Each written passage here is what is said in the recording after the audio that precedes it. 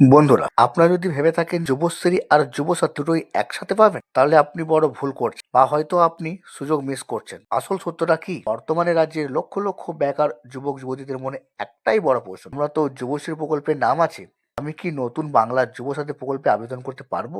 অনেকেই ভাবছেন হয়তো দুটো প্রকল্পেই 1500 + 1500 3000 সাথে পাওয়া যাবে। আর অনেকেই ভয়ে আছেন যে কোনটায় আবেদন করতে গিয়ে পুরনো যুবশ্রীটা টাকা যদি বন্ধ হয়ে যায়।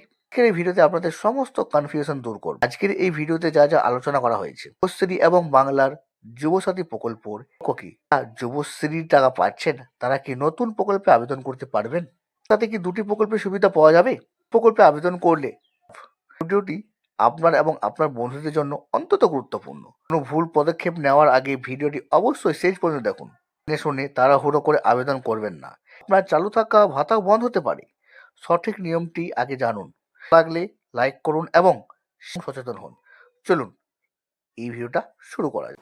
মাধ্যমিক পাশেদের জন্য, মাধ্যমিক পাস যারা করবে 21 থেকে 40 বছর, তাদের যেমন পরিষ্কার বলা হচ্ছে যে তারা যে কোনো স্কলারশিপে পেতে পারে, সে ঐক্যশ্রী হোক, মেধাশ্রী হোক, স্মার্ট কার্ড হোক, বা শিক্ষাশ্রী হোক, বা Swami Vivekananda merit cum scholarship হোক, যতগুলো আছে সেগুলোর সাথে কোনো এফেক্ট করবে না এটা। কিন্তু অন্য কোনো স্কিমে যদি তারা টাকা না পায়, তাহলে তারা 1500 টাকা করে আগামী 5 বছর পাবে। তারপরে আবার রিভিউ হবে যতদিন তারা চাকরি না পাচ্ছে। সেইটা আমরা প্রশ্ন যে যুব সাথী আমি একটু আগেই বলে এসেছি, তবুও আপনাদের আবার বলছি, বিধানসভায়ও আপনাদের যারা আছেন ওখানে তারা আমায় জিজ্ঞাসা করেছেন, আমি বলেছি, আপনাদেরও বলছি, যুব সাথী আর যুবশ্রী দুটি কিন্তু আলাদা। যুবশ্রী সেটা কিসের জন্য আপনারা জানেন, এবং আজকে বিধানসভায় যারা বিরোধীতে ছিলেন তারা বলেছেন যে এই যুবশ্রী প্রকল্পে বলা হয়, কিন্তু এটা নাকি এমপ্লয়মেন্টের কিছু ব্যাপার থাকে না, তাদের দেওয়া হয় না, যুবশ্রীর 1500 টাকা দেওয়া হয় না। আমি বলে এসেছি, বিধানসভায়ও বলেছি, 180 কোটি টাকা দেওয়া হয়েছে। কবে থেকে শুরু হয়েছে? 11 সাল থেকে তো শুরু হয়নি, 13 থেকে শুরু হয়েছে। 180 কোটি টাকা আপনি একটু ভাগ করে দেখলে বুঝতে পারবেন যে 1500 টাকা দিয়ে যদি 180 কোটিকে ভাগ করি তাহলে ওটা 12 লক্ষ হয়।